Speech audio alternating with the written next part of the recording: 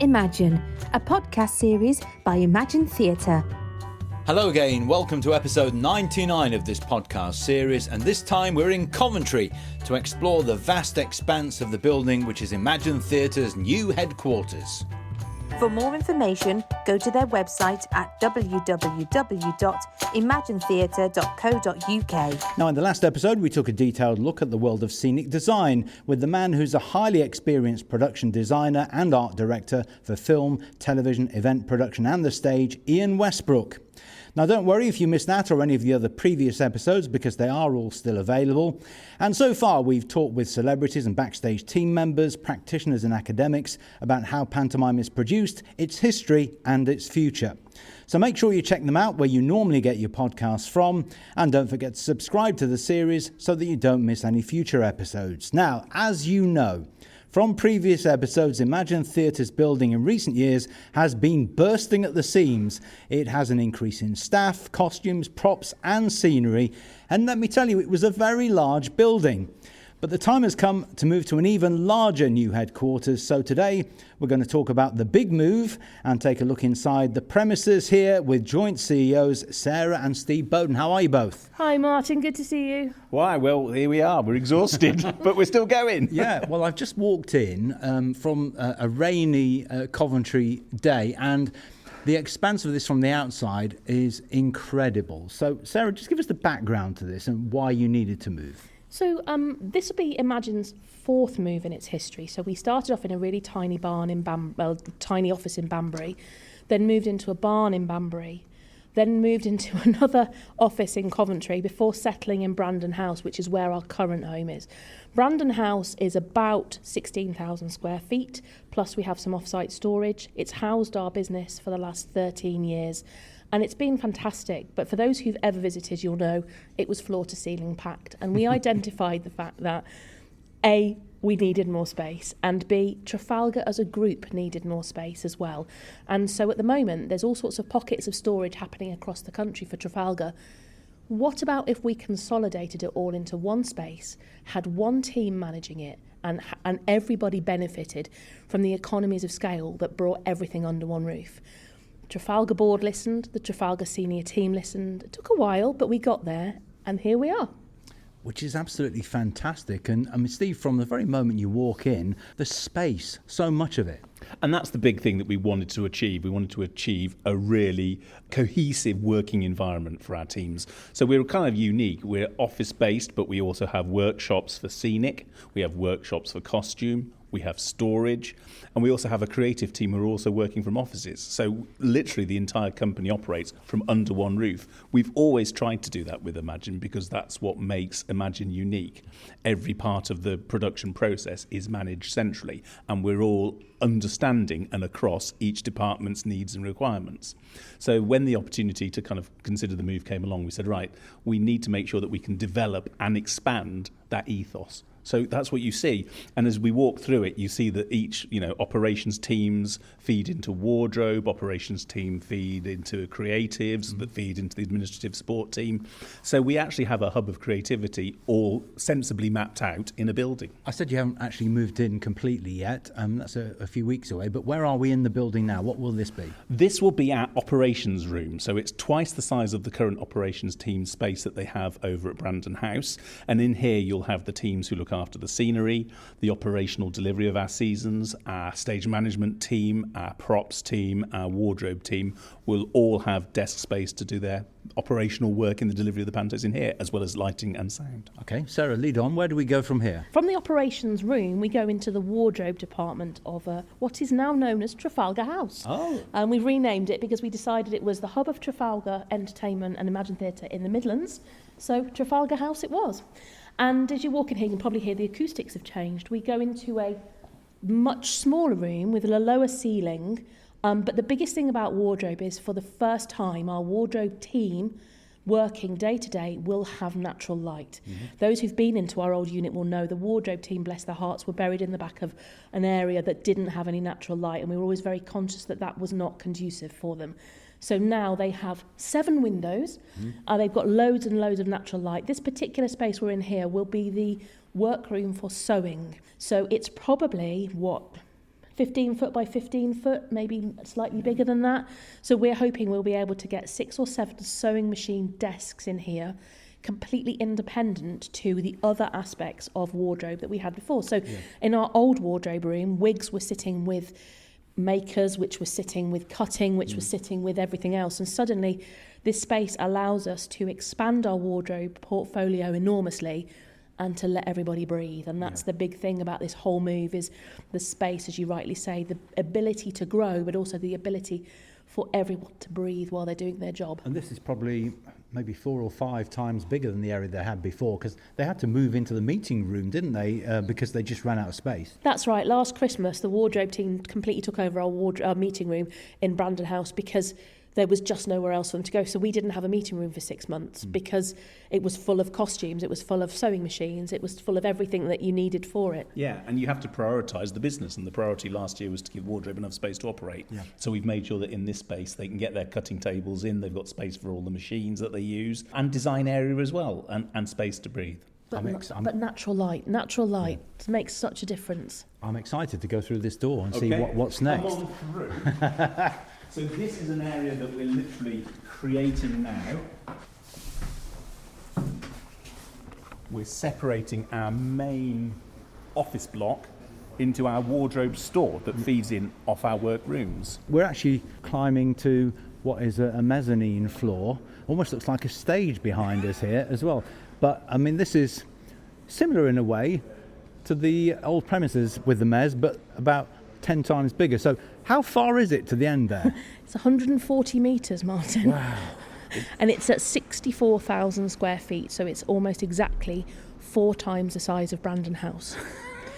Yeah, it's quite big. And some of the sets, Steve, are already here, stacked up there, but not all of it, because there is still some stuff at Brandon House still. Yep, we've still got scenery over at Brandon House. We've still got some in a secondary store. All the scenery that was out on the productions this year is laying around the edges, because we've obviously had to build the scenic bays. Now, when you think about it, we took occupancy on the 23rd of December. The only time we said we could make the move work economically and practically would be to literally move the shows out of the theatres, season just gone, and bring them into this new space. So that has happened. They're all currently laying around the edge of this vast space, and I think from up here you can see the vastness of it. And then the bays have been built in the centre of the unit, and those sets will now over the next few weeks feed into the new bays, which means everything will be together, all the shows will be ordered in the correct way, all the cloths will sit with the shows, and it'll just basically make a much more accessible and easier storage and loading facility. It's not just the space on the ground, headroom as well. Absolutely, and again, that's the thing. You know, we talk about eaves height, and this unit has to be a minimum of 8 metres tall eaves height to stand some of the tallest flats up. And as you can see, Martin, even though they're laid off against the wall and they're slightly diagonal, they're filling the entire height of the building. So this is the bit you can't really appreciate, is the height of this space as well. We're not talking about a unit that's only 5 metres tall. This place, in its very highest peak, is 12 metres tall. It's enormous. It's everything can breathe. I can't tell you. For us at Imagine, the difference between being incredibly cramped in Brandon House and now being able to breathe, it's like a breath of fresh air. Now, the other thing is that this might give you more space to build as well. Is that something you're going to do? Absolutely, yep. So there's all sorts of projects on the horizon, so watch this space, I think is all we can say. But that was a problem that we had at Brandon House. We never had any space to actually pull the sets out and do pre-builds and significant maintenance calls. We'd always have to put it onto a lorry and take it off-site to workshops to be worked on, to be then brought back.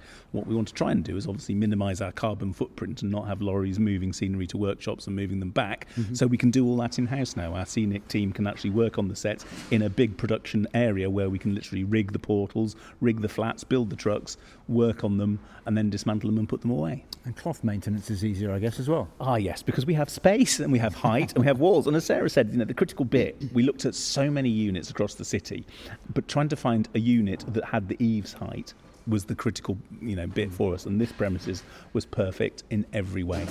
Okay, let's go down the stairs, lead on. You can hear the work that's going on in the background because the place is still being fitted out, the offices and all of the storage areas as well.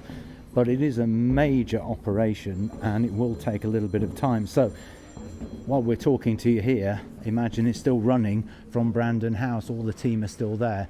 Just a handful of us here today having a look round, trundles aplenty, and through this door, looks like it could be wardrobe, Sarah. It is, Martin, yes. This is our wardrobe department. We've got twice as much hanging space as we had before, and probably if we squeezed everything in a little bit tighter, you could argue it's 3 times the amount of space.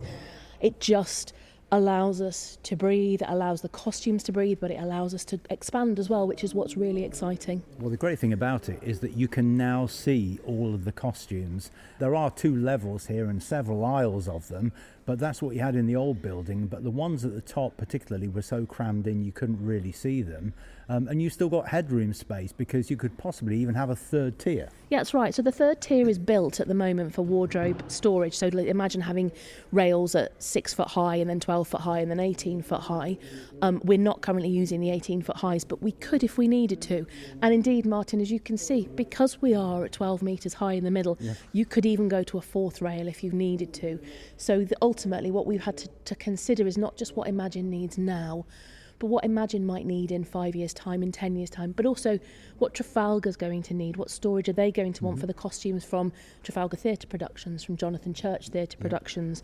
How do we make sure that they're all stored with an optimal room space that is allowed to breathe and has got the right conditions for them? So year on year, as you know, panto costumes, if you look after them, could do 15 years for you, as long as you look after them and treat them properly. And some of those shows, Jonathan Church, 42nd Street is an example, massive set, and obviously consolidating their sets with your sets here makes absolute sense, doesn't it? Of course it does, because what you need is a facility where those sets can be maintained if they need to be. They can be looked after, they can be stock controlled, they're safe, nobody can get or interfere with them or touch them and, you know, take bits and move them around, which unfortunately just happens in off-site storage. So yeah, it just makes complete sense. One of the biggest challenges we've had is the division of the space, because trying to divide warehouse space is always a bit of a challenge. But we've got this great solution that a local company have, which is almost like great plastic sheeting, floor to ceiling, that's beautifully installed, that allows us to subdivide wardrobe from the main warehouse, keep it dry, keep it warm, and it's just a better environment for storing. Yeah, just to say, when you say plastic sheeting, if you come in, you would think it was a wall. Correct. It's not. It's pretty thick. It is. It's like really thick tarpaulin, but really thick tarpaulin, all secured in place by steel cables. So that's the only way I can describe it. And plastic clamping. It's just, if you look at it, it looks like tarpaulin, but it's 12 foot high, as you can see. 12 metres high. 12 metres 12 high. metres high, 12 yeah. metres high. I'm a bit distracted by the lineup of false boobs behind us, so let's go outside. I recognise some of those from somewhere. Let's go There's outside. a whole rail just set aside for Dane boobs. It's great. Yeah. So here we are in the big expanse outside where the work is still ongoing. The trundles are here from the shows that were out at the last Christmas, although you've got many of these still that didn't go out, haven't you, at Brandon House? Yeah, and what's fascinating, Martin, is now you can see them all in one place. And there are probably 60 to 70 trundles that we own. And you can see the sheer amount of space that just the wardrobe storage trundles on their own take up. You know, it's enormous, it's huge. And by the time we've got everything in here, there will be a whole massive area just for wardrobe trundle. And that's the things that people don't think. These things don't flat pack. So when you send what are they? Probably 6 foot high, 8 foot long and 3 foot deep with wheels on the bottom of them. And they are made of wood. They don't fold down. No. And you've got to have somewhere to store them the rest of the year when you're not using them on panto. And it's that kind of stuff that until you see it in person, you don't realise the space that this takes up. Over in the corner, some of the massive props, the coach and horses, for instance, from Cinderella. I mean, when you were doing any maintenance on those, Steve, at Brandon House, you had to wait for fine weather and take them outside, didn't you? Yeah, and that was just obviously time-consuming at that pinch point of the year when you want to be prepping all your shows, and we were waiting for fine days and things like that. Now it's an all-year-round task. We're having, there's plenty of power in this building, so we can get all of the testing, all of the Lola certification, and all the general maintenance that we need to do on those big effects done under one roof safely throughout the year. So that alone will just make the delivery of the years, the planning and the actual delivery so much smoother. The timescale on the move in here being complete, Sarah, is that months? Yeah, so we're looking at being out of the main store of Brandon House by the 28th of February. So probably by the time this podcast goes out, we will be out of the main store of Brandon House. In the meantime, the sets are coming into here, and so the aim will be that the sets are all within their bays by mid-March, either the ones that are coming in from Brandon House or coming in from the grain store or coming in that are against the walls here. Yep. There's multiple stuff we've got to bring together all into one space, so that's happening over the next fortnight to 3 weeks. And then the big thing is just waiting for the IT infrastructure to be in the main offices, the broadband, and then the offices will follow afterwards, and the aim is to be out of Brandon House completely by the 31st of March. That's a big ask, isn't 3 it? months. 3 months. Yeah. Because we have to continue working on the season as well. Yeah. As you identified earlier, there's a team at Brandon House still prepping this year's shows, but we really need to turn our heads to it in full by April. Let me just say, whatever we do in the next sort of 20 minutes of this podcast, we're really scratching the surface here. I mean, there are doors everywhere. Let's go in this one. And just in terms of, boring stuff, Sarah, what about toilets, kitchens, meeting rooms? So this place, as you can now gather, is massive. So it has 2 kitchens, 2 sets of toilets. We actually have a canteen space for the first time ever. We've never had a breakout room for our staff. They've always had to eat their lunch at their desks, which just was not what was an ideal scenario for them at all. So to have a full canteen that people can actually get away from their desks and they can socialise is just heaven. So it kind of has 2 sides. As you've seen, Martin, it has extra offices as well that will house people that are like meeting rooms. We haven't got to worry about creating meeting room space because it already exists in the building. No more car park Tetris either. No, there's enough parking space here for us to get plenty of lorries and plenty of staff. Where are we going through here? We're going to what we've nicknamed the village. Okay. Not where the village people live, but we might refer to them as that. That's a nice idea. So here, literally coming off wardrobe, we've built a brand new laundry room because obviously there's a lot of cleaning for theatrical costumes, not as straightforward as cleaning clothes. It requires a lot of dismantling, a lot of special techniques to clean them all. We can do that in-house. We've got a big archive room where we can stick all of the archives because a company such as Imagine has a huge number of archives, all production bibles, all the history and the accounting of the company, plus also a lot of the stuff that we need to keep, like archive video recordings, archive sound files. They're all stored securely in there. And then we've got a huge workshop room because our props and wardrobe teams do a lot of work on shoes, on wigs, props construction, props maintenance. They were working in very separate, isolated spaces. We've been able to bring them all under one roof and put a proper workshop in for them with proper ventilation, proper power supplies, and, all of the things that a modern workshop would require. Okay, lead on. I have no idea where we're going. It's a maze, let me tell you. I mean, I hope that sooner or later, once you've moved in, maybe some pictures of this site may go up on your website, give people an idea. Yeah, absolutely. We're documenting it really closely with photos all the way through the process of both the move into here, into Trafalgar House, and the move out of Brandon House. And eventually we will pull a whole story together of the journey that we've been through. But at the moment, it's a little bit meaningless because you're just looking at photographs of an empty unit. It needs to be in a story. Yeah. But absolutely, there will be a whole section on our website and we'll run a whole story about it and hopefully get some press about it as well, because I really want to shout out to our team and to the suppliers who are making this happen. We've chosen to try and make our suppliers hyper-local. So the people that are providing the steels that you're looking at for the bays and provided all of the tarpaulin, or the tent, whatever you want to call it, for the wardrobe, all come from within half a mile of this unit. So it's a hyper-local project as well. So a big shout out to the people of the local area of this building for being absolute champions. Fabulous. Props in front of us. I can see Scott Mills' DJ system from the Pantos in Leicester and Swansea in the last couple of years. And a load of balls. And to be honest, what more do you need in Panto? That's how the inspiration, that's how Eric Potts starts writing them. But no, the fact that you can actually see the vast array of props, because you have to remember that not only are we doing pantomimes, we've been doing children's theatre for a number of years as well. Yeah. So all the Justin tours and the CBeebies tours that we've done, plus obviously Tweenies historically, all of that sort of kit that we've kept, that we've felt we can use and indeed do use, is all now accessible on shelves and visible so that people can walk through. And it just makes the task of props management and reacting to the requests that come out of rehearsal rooms so much simpler. As Sarah said, a lot of what we've been doing is using local people, but we've also been recycling a lot of the kit out of Brandon House. Yeah. We've spoken on the podcast before about that whole period during and after COVID, barcoding literally everything. That must have helped with the move, but everything is carefully labelled, barcoded, so you know exactly where it is. So has that made the move easier? In a way, obviously we've had to go through our database and put where they're going to be in their new home rather than where they were in their old home. But it's always easy because, again, we'll scan it in, we'll scan it out. We'll know what's in this building, we'll know what's in Brandon House, what's in the grain store, and more importantly, what hasn't come and where is it?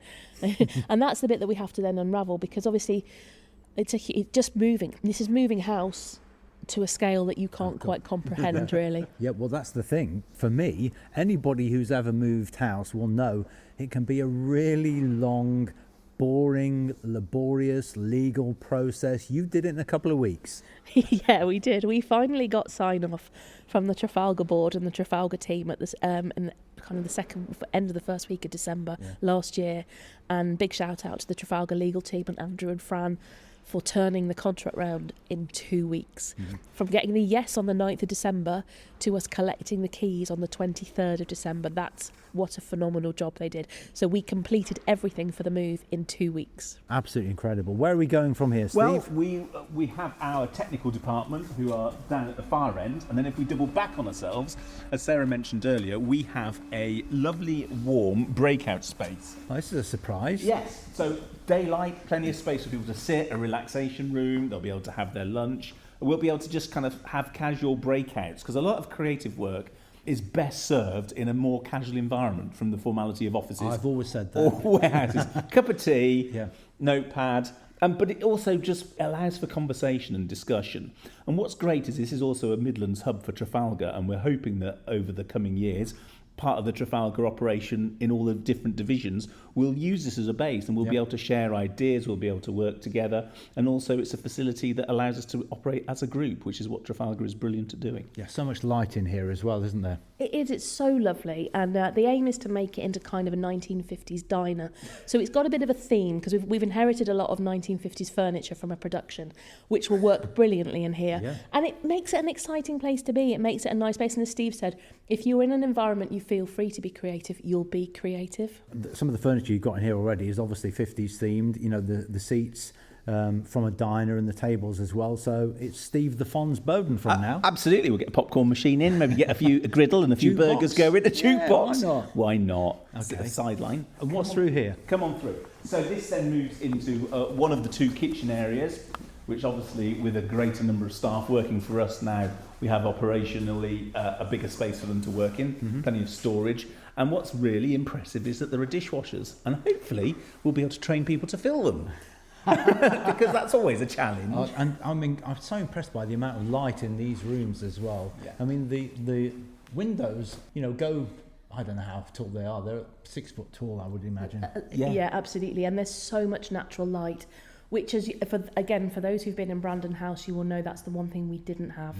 And that's what we've been craving, is getting people windows and natural light, and it's just in abundance in this building. We're in such a great position here. We've got access roads on 2 sides of the 4 sides of the building, plenty of parking spaces we touched on, but more importantly, whereas at Brandon House we could only load 1 lorry load of scenery at a time, here we can put 4 wagons on the loading doors and be working across 4 trailers, which will make such a huge difference. Oh yeah, absolutely, because I mean that car park Tetris in and out of seasons was a bit of a nightmare at times, wasn't it? Yeah, so in Brandon House we've got a clear 13 parking spaces and 25 people working from Brandon House.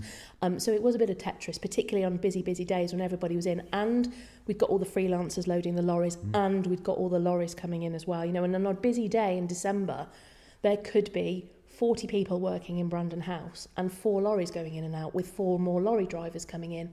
So that ability just to park, there will be an element of double parking when it gets really busy, but it will only be on the extreme days rather than a regular occurrence.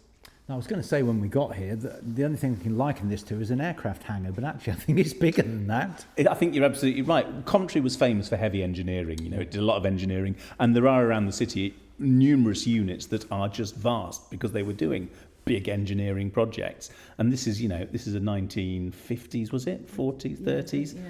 Somewhere around. Old. So it's old. It's wartime, and therefore, you know, it has a huge footprint which we're able to use to get all the sort of large items in that we've talked about. And access to Coventry is always great because it's in the middle. and that carries on. From the outside, it looks to me as though it's been expanded over time as well, because it's almost in 2, maybe 3 sections, isn't it? Yeah, bits have been added and it's expanded and it's developed. What was great was that the office spaces around the sides and the front that we walked through at the start are actually pretty much ready to go. We're just having to fit them out with all of the kind of tech that we need in a modern operation, modern businesses, connecting into all the Trafalgar systems, so there's a lot of IT, a lot of cable runs going in, but the office space themselves require very little attention. Toilets, by the way, how many toilets have we got? A lot.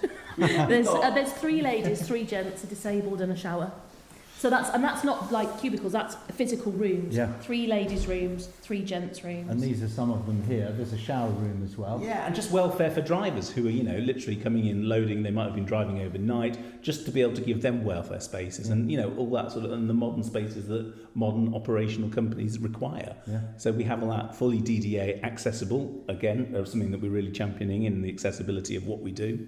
Bright, clean and airy. Yeah. So it just makes such a difference. This looks reasonably new. Was this fitted before you moved in, or Yeah, it was, and that was another thing that was a huge appeal. As I said, a lot of the actual infrastructure of offices and welfare spaces were highly spec'd before we moved in, so we've just been able to, clean them and use them from the get-go. Yeah, Okay. So a shout out to our colleagues and our friends now at Kite Packaging who left this building and we moved in. Yeah.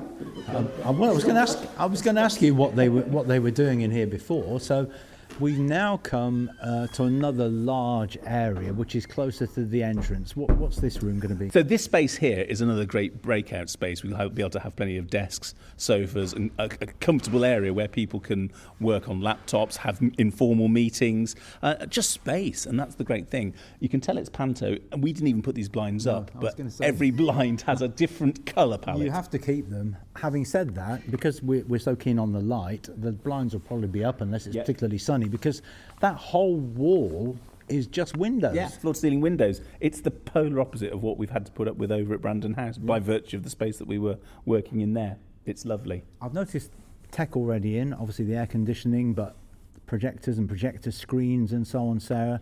There's a lot of stuff in here that you can use. Absolutely, yeah. I mean, it was, for Kite, a fully functioning unit and office. They had their full UK headquarters here before they moved out and moved in. They've done the same. They've expanded into larger premises, and bless them, they've left so much kit for us to be able to work with, recognising the fact that all we'd have to do is reinstall it, so why rip it out?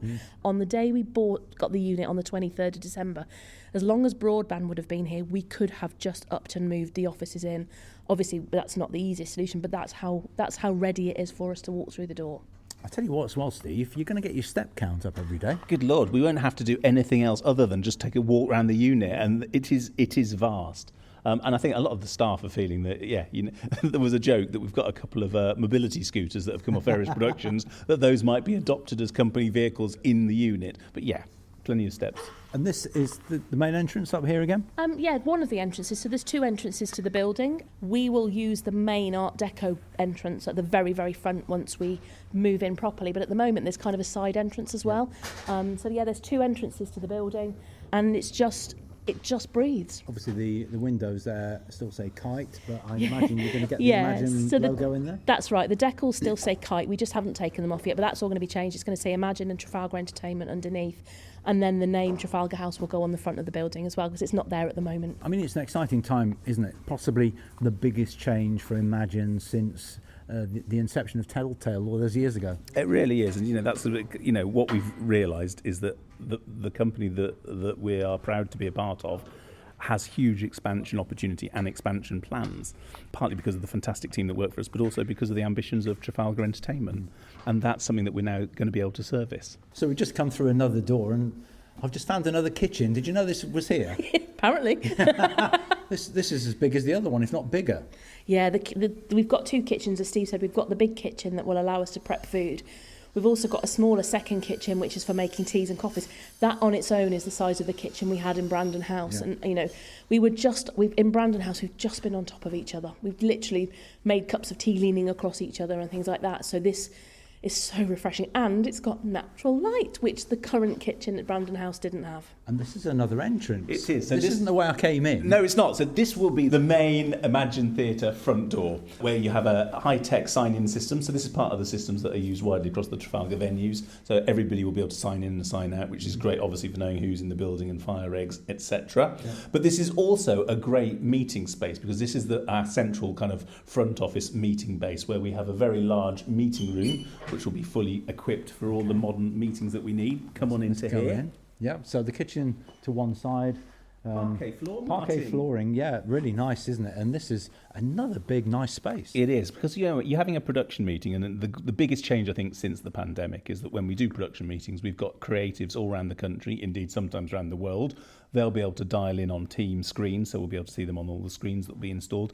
And also creatives and the Imagine heads of departments who join us at production meetings. There's enough space for us all to be able to sit around desks and get everything out, and just have a proper meeting that doesn't feel, as Sarah says, like you're literally squashed on top of each other, with space to make cups of tea without having to walk to the other side of the building. And everywhere around the room are plug sockets and telephone points, USB points, whatever they are, everywhere. Yeah, I mean, that's what we say. You know, it was a fully functional building for kite packaging, and they literally have got so many points. So this meeting room here, we've just held our Christmas party in this meeting room. 30 people didn't even take half the space up in the space. But if you needed to, you could probably fit another 10 desks in here if you needed to expand, or another part of Trafalgar decided to move into an office that was going spare, or we can have it as a meeting space. It's just opportunity. This presents opportunity, which is really exciting for not just Imagine, but for everyone within the Trafalgar Group. It's been obviously a tiring few months, not least because the Panto season was ongoing as well while you were organising and starting the move itself. How are you feeling now? Are you excited? Really excited, ready for a holiday, but really excited. I'm excited for the team to move in. I'm excited to see how they will feel about the space. You know, everybody's really looking forward to moving. The wardrobe team, it's like a breath of fresh air has gone through them, which is just lovely. I mean, they're a fantastic team at the best of times, but their positivity and their excitement is palpable. And so to be able to say to everyone, that move that you've wanted for so long is happening and will happen, and you will have the space that you've always dreamed you could possibly have.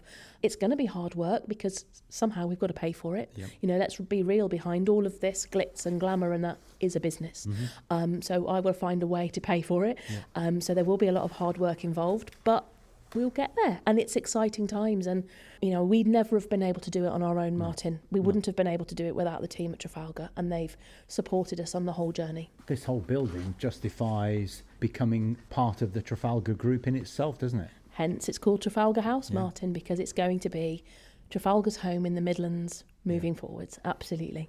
Well, listen, Steve, Sarah, thank you so much for talking to us, and we'll hopefully come back when it's completely fitted out and everybody's moved in and take another look around. You're absolutely welcome, Martin, and as always, thanks very much for being here. Thank you so much. Well, that's it for now. Don't forget to subscribe to the series where you normally get your podcasts, and make sure you join me next time and hear from the likes of legends Roy Hudd, Danny LaRue, Eric Morecambe and many others in a rather special all-star celebration of everything Panto for the landmark 100th episode. Thank you for listening to the latest edition of Just Imagine, the podcast series from Imagine Theatre. And you can find out more by going to www.imaginetheatre.co.uk.